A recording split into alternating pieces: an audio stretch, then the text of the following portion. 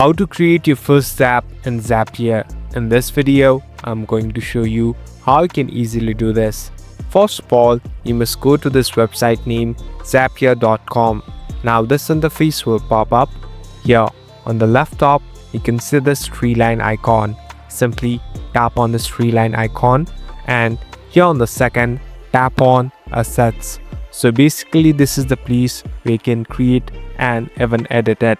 Now slowly scroll down. Now this is the place where you can create your zaps. Simply tap on Create Zap.